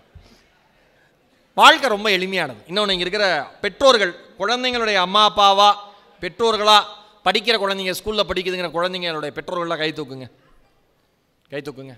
ஓகே, கேட்கல. படிக்கிற குழந்தைங்கன்னா ஒரு பையனே கை தூக்குறேன். நீங்கள் இந்த பெற்றோர்கள் மனசுக்குள்ளே எடுக்கிற, இப்போ நான் வந்து ஆண்கள் கணவன் மனசுக்குள்ளே எடுக்கிற யூட்டன் என்ன வேணும்னு நான் சொல்லிட்டேன். இந்த ஆண்கிற திமிரா இருக்காதீங்க, இயல்பாக இருங்க, அன்பாக இருங்க. பெருசாலாம் நீங்கள் ஒரு மேஜிக்கு பண்ண வேண்டாம். அந்த அம்மாட்ட உட்காந்து 5 நிமிஷம் நிம்மதியாக பேசுங்க. இளைஞர்கள் வீட்டில் இருக்கிற பெண்ணை எப்படி பார்க்குறியோ வெளில இருக்கிற பெண்ணை அதே மாதிரி மரியாதையோட பாரு. இப்போ அண்மையில் வந்த ஒரு இன்ஸ்டாகிராம் செய்தி எனக்கு அவ்வளோ வருத்தமாக இருந்தது இல்லையா? ஒரு பைக்கு ரைடர் வந்து, எவ்வளோ கொடுமைங்க இந்த நாட்டில், எவ்வளோ அவமானம். ஒன்னே ஒன்று சொல்லவா, இந்த தேசத்திலே இந்த இந்த இந்த இந்த மண்மகள் அப்படிங்கிறோம், பாரத தாய்ங்கிறோம். நதிகளுக்கு பெண்ணோட பெயர், வாழ்கிற பூமிக்கு பெண்ணோட பெயர், கும்பிடுற தெய்வத்துக்கு பெண்ணோட பெயர், எல்லாம் வச்சுட்டு பெண்களை மதிக்கலைன்னா இது மாதிரி ஒரு போலித்தனமான வாழ்க்கை உலகத்தில் வேற யாரும் வாழவே முடியாதுன்னு அர்த்தம். எவ்வளோ அவமானம். ஒரு பெண் எங்கேயோ வெளிநாட்டில் இருந்த பெண் வந்து இங்கே வந்து பாலியல் பலாத்காரம் செய்யப்படுறா, இல்லை நம்ம ஊரில் பிறந்த பெண்ணு, வெளியில் வீதியில் இருக்கிறவன், தெருவில் இருக்கிறவன் அத்தனை பேருமே என்னை காப்பாற்றுவான் அப்படின்னு நினச்சா அந்த பொண்ணு நடந்து போகிறப்ப அந்த பொண்ணு ஒரு பாலியல் வன்கொடுமைக்கு ஆளாக்கப்படுறா அப்படின்னா அது எவ்வளோ பெரிய அவமானம். ஓஷோ சொல்லுவார், எங்கோ ஒரு இடத்தில் யாரோ ஒருவர் செய்கிற வன்மம் ஒவ்வொரு தனி மனிதனுடைய வன்மத்தினுடைய கூட்டுத்தொகையும்பார். என் மனசுல ஒரு வன்மம் இருக்கா, இன்னொருத்த மனசுல ஒரு வன்மம் இருக்கா, எல்லாமே ஏடா ஏடா ஏடா ஏடாயி சேர்ந்து சேர்ந்து சேர்ந்து ஏதோ ஒரு ஆண் மனதில் மொத்த வன்மமாக வெடித்து ஒரு பெண்கிட்ட போகுது. நான் அடிக்கடி சொல்லுவேன், ஒரு பெண் தனியாக இருந்தால் அது ஆணுக்கு கிடைத்த வாய்ப்பு அல்ல, பொறுப்புன்னு என்னைக்கு ஒரு ஆம்பளை புரிஞ்சுக்கிறானோ அன்னைக்கு சொசைட்டி சூப்பராக இருக்கும். இந்த இந்த இந்த கலாச்சாரம் என்னன்னா, அவ்வளோ சீக்கிரமாக பசங்களை குறையே சொல்ல முடியாது, அவ்வளோ நல்ல பசங்க. ஏன் இந்த ஃப்ளட்டு வந்தப்பெல்லாம் எந்த பையனை வந்து ஏரியாவுக்குள்ளேயே விட மாட்டீங்களோ, எந்த பையனை வீட்டுக்குள்ளேயே சேர்க்க மாட்டீங்களோ, எந்த பையன் ஃபுட் டெலிவரி நீங்கள் ஆர்டர் பண்ண ஃபுட்டு தான் அதை எடுத்துகிட்டு வந்தானா காலிங் பெல் அடிச்சுட்டு கீழே நில்லு, நான் கீழே வந்து வாங்கிக்கிறேன்னு எவனை நீங்கள் குறை சொன்னீங்களோ அந்த பையன்தான் மழையில் நீங்கள் வீட்டுக்குள்ளே மூச்சு விட முடியாமல் தவிச்சப்ப கொண்டு வந்து உங்களை தூக்கி வெளில போட்டான். நீங்கள் எடுக்க வேண்டிய மனசுக்குள்ள யூட்டன் என்ன தெரியுமா? உருவு கண்டு எல்லாமே வேண்டும். ஒருத்தன் உருவத்தை பார்த்து அவனோட கேரக்டர் இதுதான் முடிவு பண்ணாத. நல்லா சூப்பராக அழகாக அம்சமாக இருக்கிறவன் 1000 தப்பு பண்ணுவான். இவன் தப்பு பண்ணுறாங்கிற மாதிரியே முகம் இருக்கு நீங்களா ஒன்று நினச்சிக்கிறீங்கல்ல, அவன் அவ்வளோ ஒழுக்கமான பையனாக இருப்பான். எவன் காப்பாற்றினா அவங்கள? நீச்சல் அடிச்சு வந்து யார் காப்பாற்றினா? வீட்டுக்குள்ளே ஸ்விம்மிங் பூல் வச்சுருக்கான், நீச்சல் அடிக்க தெரியல. வயிற்றுச்சல் மேடம் இதெல்லாம். எங்கே சார் இருக்கீங்கன்னு கேட்குறேன், ஸ்விம்மிங் பூலில் இருக்கண்டா தம்பிங்கிறான் ஒருத்தன் காப்பாற்றுறப்ப. நீச்சல் அடிச்சு வாங்க சார், நீச்சல் அடிக்க தெரியாது. அவன் கேட்குறான், அப்புறம் ஏன்டா ஸ்விம்மிங் பூல் கட்டினேன்? கட்டிட்டேன்டா தம்பி. சிரிச்சுக்கிட்டே அவன் தூக்கிட்டு வந்து வெளில போடுறான். கோடி கோடியாக பணம் இருக்குது, போட்டில் கொண்டு வந்து இந்த பையன் வெளில விடுறான். காசு கொடுத்தா சார் போங்க சார்ன்ட்டு போகிறான். காசு கொடுத்தா சார் போங்க சார்ன்ட்டு போகிறான். ஒரு பையன் ஹெல்ப் பண்ணிவிட்டு மற்றவங்களாம் ஹெல்ப் பண்ணிவிட்டு அவங்க அப்பாவும் தங்கச்சி இருக்கிற இடம் தேடி போகிறப்ப ஒரு பையன் இப்போ அண்மையில் விழுந்திருந்தா இறந்து போகிறானே சென்னையில். என்னங்க இந்த வாழ்க்கை? அவ்வளோ அன்பு மிகுந்த மனிதர்கள், நேசம் மிகுந்த மனிதர்கள் கொண்டாடுகிற வாழ்க்கை இந்த வாழ்க்கை. ஒரே ஒரு நிமிஷம் கண்களை மூடிட்டு இந்த உலகம் எவ்வளோ அற்புதமானதுன்னு நினைச்சிட்டு கண்களை திறந்தீங்கன்னா உங்களை சுற்றி இருக்கிற நல்ல மனிதர்கள் உடனடியாக உங்கள் கண்களுக்கு தெரிவார்கள். நீங்க பார்க்குற உலகமெல்லாம் தப்பா பார்க்குறீங்க. ஓ பசங்களா, உடனே கெட்ட பசங்க. பையன் 4 பேர் நின்று சிரிச்சா பிடிக்காது பெரியவங்களுக்கு. 4 பசங்க சேர்ந்து நின்று சிரிச்சா நம்ம பெரியவங்க என்ன சொல்லுவாங்க? உருப்பட மாட்டானுங்க, உருப்படவே மாட்டானுங்க இவனுங்களாம். என்ன என்னங்க இப்போ என்ன சாதிச்சுட்டான்னு இவன் சிரிக்கிறான். நான் கேட்குறேன், சிரிக்கிறது ஏன் சாதிக்கணும்? கரெக்டா இல்லையா? இல்லை மேம், நியாயமாக நம்ம ஒத்துக்கணும். பசங்களை நம்ம எவ்வளோ குறை சொல்கிறோமோ அதே அளவுக்கு நம்மக்கிட்ட இருக்கிற குறையை நம்ம உணரணும், நிச்சயமாக உணரணும். ஏன்னா அவன் என்ன ஏன்னா நம்மளால் வாழ்க்கையில் ப்ரெஷரில் சிரிக்க முடியல. அவன் சிரித்தா நமக்கு வயிற்றுச்சலாக இருக்குது. கரெக்டா? இன்னும் 20 வருஷம் கழிச்சு அவனும் சிரிக்க மாட்டான். ஏன்? அவனுக்கு இஎம்ஐ கட்டணும், இபி பில் கட்டணும், குழந்தைங்களை ஸ்கூலுக்கு அனுப்பணும், ஸ்கூல் ஃபீஸ் கட்டணும். சொந்தக்காரனுக்கு எப்போ உடம்பு சரியில்லாமல் போகுமோ அப்போ தான் உடம்பு சரியில்லாமல் போகும். அந்த சொந்தக்காரனுக்கு எவனுக்குமே கண்ணுக்கு தெரியாது, நம்மளை மட்டும்தான் கண்ணுக்கு தெரியும். ஹெல்ப் கேட்பான். என்னைக்கு நமக்கு பணம் இல்லையோ அன்றைக்கி தான் குடும்பத்தில் வரிசையாக கீழே விழுந்து கிடப்பாங்க, உடம்பு இல்லைன்னு எல்லாமே நடக்கும். அப்போ அவனுமே சிரிக்க முடியாத சூழலுக்கு போவான். அவனுக்குமே வாழ்க்கையினுடைய அழுத்தம் இருக்கும். அது வரைக்கும் அவன் சிரிச்சுட்டு தான் போட்டுமே, சந்தோஷமாக சிரிக்கட்டுமே. யாரையும் காயப்படுத்தாமல் அவன் அவனுக்குள்ளே பேசி தானே சிரிச்சுக்கிறான். எந்த அப்பாக்களுக்கும் குடும்பத்தில் எவன் சிரித்தாலும் பிடிக்கல. இது அப்பாக்களுக்கான மனவியாதி. என்னடா எல்லாம் சிரிச்சுக்கிட்டு இருக்கீங்க? வீட்டில் வந்தோன்னே கேட்பார். உன்னை வீட்டில் பேசுவாங்க, ஹிட்லர் வந்துட்டான். படிக்கிறப்ப ஏன் சிரிக்கிறேன்? இல்லைப்பா நல்லா எழுதியிருக்காங்க அதை நினச்சி சிரிக்கிறேன். ஏன்? இயல்பாருங்க, சந்தோஷமாக இருக்க விடுங்க. உங்களால் சிரிக்க முடியலையா? சிரிக்கட்டும். நான் பெற்றோர்கள் குழந்தைகள் நான் சொன்னல, நீங்கள் பெற்றோர்கள்லாம் எடுக்க வேண்டிய யூட்டர்ன் என்ன தெரியுமா? உங்கள் குழந்தைங்களை என்றைக்குமே வியாபார சந்தையில் வச்சு விற்கக்கூடிய பொருளாக மட்டும் பார்க்காதீங்க. வியாபார சந்தையில் வச்சு விற்கக்கூடிய பொருளாக மட்டும் பார்க்காதீங்க. என்னுடைய வேண்டுகோள். கவிக்கோ அப்துல் ரஹ்மான் எனக்கு ரொம்ப பிடிச்ச கவிஞர், அற்புதமான கவிஞர்.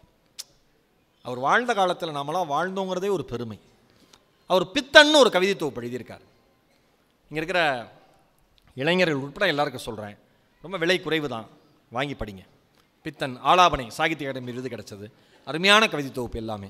அந்த பித்தன்கிறது ஒரு குறியீட்டுக்கான சொல்லுன்னு வச்சுக்கோங்களேன். அதில் ஒரு எழுதுறாரு, பித்தன் மழைக்காக பள்ளிக்கூடத்தில் ஒதுங்கினான். பித்தன் மழைக்காக பள்ளிக்கூடத்தில் ஒதுங்கினான். குழந்தைகளின் கையில் இருந்த புத்தகங்களை பார்த்து, புத்தகங்கிட்ட சொல்றாரு, புத்தகங்களே சமர்த்தா இருங்கள், குழந்தைகளை கிழித்து விடாதீர்கள் என்றான். புத்தகங்களே சமர்த்தாக இருங்கள், குழந்தைகளை கிழித்து விடாதீர்கள் என்றான். அவன் மேலும் சொன்னான், குழந்தைகளே பாடப்புத்தகங்களாக இருக்கிறார்கள். யார் பாடப்புத்தகமாக இருக்கா? குழந்தைங்களே பாடப்புத்தகமாக தான் இருக்காங்க. நீங்கள் அவங்களுக்கு சொல்லித்தரதை விட அவங்க உங்களுக்கு வாழ்க்கையை பற்றி சொல்லித்தரது தான் அதிகமாக இருக்கும். குழந்தைகளே பாடப்புத்தகங்களாக இருக்கிறார்கள். அவர்கள் கையில் ஏன் காகித குப்பைகளை தருகிறீர்கள்? உங்கள் புத்தகங்கள் கண்களை திறப்பதில்லை, அவை ஊற்றுக்கண்களை தூர்த்து விடுகின்றன. காகித ஓடங்களை நம்பி இருப்பவர்களே, மார்க்கு 100க்கு 95 எடுத்தாதான், 100க்கு 90 எடுத்தாதான், 100க்கு 100 எடுத்தாதான், நீட் பாஸ் பண்ணாதான், ஜேஇ பாஸ் பண்ணாதான், மார்க்கை நம்பியே இருக்கும்ல. காகித ஓடகங்களை நம்பி இருப்பவர்களே, நீங்கள் எப்படி அக்கறை போய் சேருவீர்கள்? காகிதோட அக்கறை போய் சேராதுல்ல. நீங்கள் எப்படி அக்கறை போய் சேருவீர்கள்? உங்களுக்காகவே பொருளுகின்றன, நீங்களோ அவற்றை படிப்பதில்லை. இதோ உண்மையான உயிர்மை எழுத்துக்கள் உங்கள் முன் நடனமாடுகின்றன. மனுஷங்க, உங்கள் உண்மையான உயிர்மை எழுத்துக்கள் உங்கள் முன் நடனமாடுகின்றன, நீங்கள் அதை படிப்பதே இல்லை. நீங்களோ அவற்றை கற்றுக்கொள்வதும் இல்லை. ஒவ்வொரு பூவும் பாட புத்தகமாக இருப்பதை நீங்கள் அறிவதே இல்லை. ஒரு பூ கூட வாழ்க்கையில் நமக்கு சொல்லித் தருது. ஒவ்வொரு பூவும் பாட புத்தகமாக இருக்கிறத நீங்கள் அறிவதே இல்லை. நீங்கள் நட்சத்திரங்களை படிக்க கற்றிருந்தால் உச்சரிக்க முடியாத எழுத்துக்களில், உச்சரிக்க முடியாத எழுத்துக்களில் அதிகமான அர்த்தம் இருப்பதை அறிந்திருப்பீர்கள்.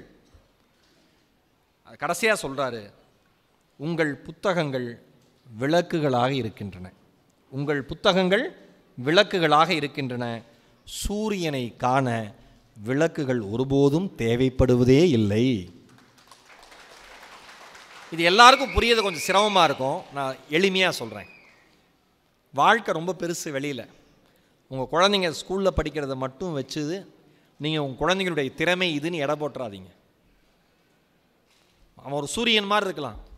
நீங்கள் ஏன் அகல் விளக்கா வரலன்னு உங்கள் பையன்கிட்ட கேள்வி கேட்காதீங்க. அவன் சூரியனை பார்க்க ஆசைப்படுறான். நீங்கள் அகல் விளக்கை வச்சுக்கிட்டு, அதுவும் பகல்லையே வச்சுக்கிட்டு, இதாண்டா வெளிச்சம்னு சொன்னால் அவங்க அம்மா அப்பாவை பார்த்து அவன் சிரிக்கிறான். அம்மா இது இல்லைம்மா, நான் வேறு மாதிரி ஒரு உலகத்தை நோக்கி போய்கிட்டு இருக்கம்மா, உங்களுக்கு புரியறதே இல்லை. என் அருமை பெற்றோர்களே, உங்களை அத்தனை பேருக்கு சொல்கிறேன், கலீல் ஜிப்ரான் சொன்ன மாதிரி உங்கள் குழந்தைகள் எல்லாம் உங்கள் மூலமாக இந்த உலகத்திற்கு வந்தவர்களானே தவிர உங்களால் வழிநடத்தப்படக்கூடியவர்கள் அல்ல. நீங்கள் உங்கள் அன்பை தான் அவர்களுக்கு தர முடியுமே தவிர உங்கள் சிந்தனைகளை ஒருபோதும் அவர்கள் சிந்தனைகளாக மாற்றவே முடியாது. இது கலீல் ஜிப்ரான் சொன்னது. தயவு செஞ்சு போட்டு அவனை அமுக்காதீங்க. ஒரு பையன் ஸ்போர்ட்ஸ் விளையாடுறானா, ஸ்போர்ட்ஸில் அவன் நல்லா வரட்டும். ஒருவேளை அவன் எதிர்பார்த்த மாதிரி ஸ்போர்ட்ஸில் வர முடியலையா, டே பரவாயில்லடா, உன்னால் முடிஞ்சதை நீ ட்ரை பண்ண, இனிமேல் உனக்கு என்ன பெஸ்ட்டாக வரும்னு நீ யோசிக்கிறியோ அதுக்கு அம்மா அப்பா நாங்கள் இருந்து ஹெல்ப் பண்ணுறோண்டான்னு சொல்லுங்கள். எந்த அம்மா அப்பாவை தெரியுமா குழந்தைங்களுக்கு ரொம்ப பிடிக்கும்? ஜெயிச்சிரு ஜெயிச்சிரு ஜெயிச்சிரு ஜெயிச்சிரு ஜெயிச்சிரு ஜெயிச்சிரு படிச்சிரு படிச்சிரு படிச்சிரு படிச்சிரு இப்படி சொல்கிற அம்மா அப்பாவை குழந்தைங்களுக்கு ஒருபோதும் பிடிப்பதே இல்லை. டே நீ ஜெயிக்கிற வரைக்கும் உழைச்சிக்கிட்டே இருறா, ஒரு வேளை தோற்று போனால் கூட உன்னை தூக்கி எழுப்புவதற்கு, உன்னை தாங்கிக் கொள்வதற்கு தாய் தந்தையினுடைய தோள்களும் கைகளும் இருக்கிறது என்று சொல்கிற தாய் தந்தையரை மட்டும்தான் குழந்தைகளுக்கு பிடிக்கும். தயவு செஞ்சு என்னுடைய வேண்டுகோள் உங்கள் அத்தனை பேருக்கும், நீங்கள் பெற்றோர்களாக இருக்கிற நீங்கள் அத்தனை பேரும் எடுக்க வேண்டிய, மனசுக்குள் எடுக்க வேண்டிய முதல் யூட்டர்னு, உங்கள் குழந்தைங்க வியாபார சந்தையில் விற்கப்படுகிற பொருட்கள் அல்ல, அவர்கள் உயிர்கள். அவர்களுக்கென்று தனி எண்ணங்கள் இருக்கிறது, அவர்களுக்கென்று தனி வானம் இருக்கிறதுன்னு நினைங்க. நம்ம மனசுக்குள் யூட்டர்னில் ஆண் என்ன யூட்டர்ன் எடுக்கணும், கணவன் என்ன யூட்டர்ன் எடுக்கணும், அம்மா அப்பா மனசுக்குள்ளே என்ன யூட்டர்ன் எடுக்கணும், நம்ம எல்லாமே சொல்லிட்டோம். ஆனால் இந்த யூட்டர்ன் எடுக்கணும்னா நாம் படிக்கணும். நேற்று தேனி புத்தக திருவிழாவில் பேச ஆரம்பிக்கிறப்ப, அது கலை நிகழ்ச்சி தான், பேச ஆரம்பிக்கிறப்ப சொன்னேன், எங்கள் மண்ணை சேர்ந்த அன்பு பெரியவர் எழுத்தாளர் ஈரோடு தமிழன் ஐயா சொன்னார், ரொம்ப அழகான ஒரு வார்த்தை சொன்னார். என்ன சொன்னார்னா, நீங்கள் 10 பறவைகளோடு பழகி, நீங்கள் 10 பறவைகளோடு பழகி 11ஆவதாக ஒரு பறவையாக மாறிவிட முடியாது. நீங்கள் 10 நதிகளோடு பழகி 11ஆவதாக ஒரு நதியாக மாறிவிட முடியாது. ஆனால் நீங்கள் 10 புத்தகங்களை படித்தால் 11ஆவதாக அனைவரும் படிக்கிற புத்தகமாக நீங்கள் மாற முடியும். புத்தகத்திற்கான வலிமை இதுதான் சொன்னார். இங்கே இருக்கிற இளைஞர்களுக்கு எல்லாம் சொல்கிறேன், நீங்கள் படம் பாருங்கள், உங்களுக்கு பிடிச்ச நடிகர்களை கொண்டாடுங்க, பாட்டு கேளுங்க, இன்ஸ்டாவில் இருங்க, ஃபேக் ப்ரொஃபைல் கூட வச்சுங்க, என்ன வேணால் பண்ணுங்க. ஆனால் தயவு செய்து ஒரு நாளைக்கு பாட புத்தகம் அல்லாமல் நீங்கள் விரும்புகிற துறை சார்ந்த புத்தகத்தை, நாவலோ கவிதையோ சங்க இலக்கியமோ சிறுகதையோ எது வேணா இருக்கலாம், கட்டுரையோ எது வேணா இருக்கலாம், ஆட்டோபயோகிராஃபி தன் வரலாறோ எது வேணா இருக்கலாம், அந்த புத்தகத்திலிருந்து இன்றிலிருந்து 10 பக்கங்களாவது படிக்கிற பழக்கத்தை ஏற்படுத்தி கொள்ளுங்கள். உங்கள் வாழ்க்கை அடுத்த 10 ஆண்டுகளுக்குள் உங்கள் தலைமுறையே திரும்பி பார்க்கிற அற்புதமான வாழ்க்கையாக மாறுவதற்கு தினந்தோறும் நீங்கள் படிக்கிற 10 பக்கங்கள் மிகப்பெரிய ஒரு மந்திரத்தை உண்டாக்கும், ஒரு மாயாஜாலத்தை கிரியேட் பண்ணும். என்னோடய ரெக்வஸ்ட் இதுதான். காலேஜில் ஸ்கூலில் லைப்ரரி இருந்தால் போங்க, உட்காருங்க. நிறைய பேர் என்ன நினைக்கிறோம், படிக்கணும் டைம் இல்லை, படிக்கணும் டைம் இல்லைன்னு நினைக்கிறோம். ஆனால் பாடத்தை தாண்டி வெளியில் நீங்கள் படிக்க ஆரம்பிக்கிறப்ப பாடமும் உங்களுக்கு எளிதாக மனதில் சென்று சேரும் என்பதை நினைவில் வச்சுங்க. முடிந்தவரை அனைவரும் வாழ்நாளின் இறுதி மூச்சு வரை மனிதனாக வாழ்வதற்கு முயற்சி செய்வோம். நாம் எடுக்க வேண்டிய மனசுக்குள்ள யூட்டர்ன்கிறது மனிதத்துக்கு போகிறது, எளிமைக்கு போகிறது, பண்பாட்டுக்கு போகிறது, கலாச்சாரத்துக்கு போகிறது, பெரியவர்களை மதிக்கிறது, வீட்டில் இருக்கிற பெண்களை மதிக்கிறது, வீட்டில் இருக்கிறவர்களிடம் அன்பாக பேசுவது, முகம் தெரியாத யாருக்கோ நம் அன்பை தெரிவிப்பதை விட முகம் தெரிந்த மனிதர்களிடத்தில் அன்பாக நடந்து கொள்வது, இதுதான் நாம் கற்றுக்க வேண்டியது. நீங்கள் போங்க, நம்ம தீர்க்கதரிசின்னு கலில் ஜிப்ரானோட புத்தகம் இருக்குது, அருமையான புத்தகம், வாங்கி படிங்க. தமிழாக்கம் கவிஞர் புவியரசு பண்ணியிருக்காரு. இறையன் பையாவோட புத்தகங்கள் இருக்குது, வாங்கி படிங்க. எவ்வளோ அருமையான புத்தகங்கள் எல்லாம். கண்ணதாசனுடைய புத்தகங்கள் வாங்கி படிங்க. இந்த மொழியில் இல்லாத எழுத்தாளர்களா, சின்னஞ்சிறு பழக்கங்கள்னு, இங்கே காலேஜ் ஸ்டூடெண்ட்ஸ்க்காக சொல்கிறேன், சின்னஞ்சிறு பழக்கங்கள்னு ஒரு புத்தகம் இருக்குது, அட்டாமிக் ஹேபிட்ஸ், ஜேம்ஸ் கிளியர்னு ஒருத்தர் எழுதுனது, அது தமிழாக்கம் இருக்குது. தயவு செஞ்சு அதை படிங்க. அந்த புத்தகத்தில் வர விஷயங்களை நீங்கள் பின்பற்றினீங்கன்னா மிகப்பெரிய மாற்றம் உங்கள் வாழ்க்கையில் உருவாகும். ஏன் புத்தகத்தோட பெயர், அதை எழுதினவங்க, அது என்ன பதிப்பகம்லாம் நான் சொல்கிறேன்னா, இதெல்லாம் படித்தீங்கன்னா நிச்சயம் உங்கள் வாழ்க்கையில் மிகச்சிறந்த மாற்றத்தை நோக்கி நீங்கள் பயணிப்பீர்கள். எதுவுமே இல்லாத ஒரு குடும்பத்தில் பிறந்து எல்லாம் இருப்பவனாக இன்றைக்கு சமுதாயம் என்னை அடையாளம் கண்டு கொண்டதற்கு காரணம் படிப்பு மட்டும்தானே தவிர வேறு எதுவும் இல்லை என்று சொல்லி, படிப்பு தான் உங்கள் தலைமுறையினுடைய தலையெழுத்தை மாற்றும், படிப்பு தான் சக மனிதனை மனிதனாய் உணரச் செய்யும், படிப்பு தான் இந்த உலகம் எல்லோருக்கும் பொதுவானது என்று சொல்லும். படிப்பு தான் நம் அறிவு ரொம்ப ரொம்ப சிறியது என்று கற்றுத்தரும். படிப்பு தான் பெண்களை மதிக்க கற்றுத்தரும். படிப்பு தான் குழந்தைகளுக்கென ஒரு தனி உலகம் இருக்கிறது என்பதை அடையாளப்படுத்தும். படிப்பு தான் நமக்கும் முதுமை வரும் என்று சொல்லித்தரும். படிப்பு தான் முதுமை என்பது வயது, முதிர்ச்சி என்பது மனது என்பதை சொல்லித்தரும். படியுங்கள், வாழ்நாள் முழுக்க படிப்போம். வாசிப்பதையும் சுவாசிப்பதோடு சேர்ந்து செய்வோம். வாய்ப்பிற்கு நன்றி, வணக்கம். இந்த தகவல் உங்களுக்கு பிடிச்சிருந்தா லைக் பண்ணுங்க, உங்க ஃப்ரெண்ட்ஸுக்கு ஷேர் பண்ணுங்க, மறக்காம எங்க சேனலுக்கு சப்ஸ்கிரைப் பண்ணுங்க.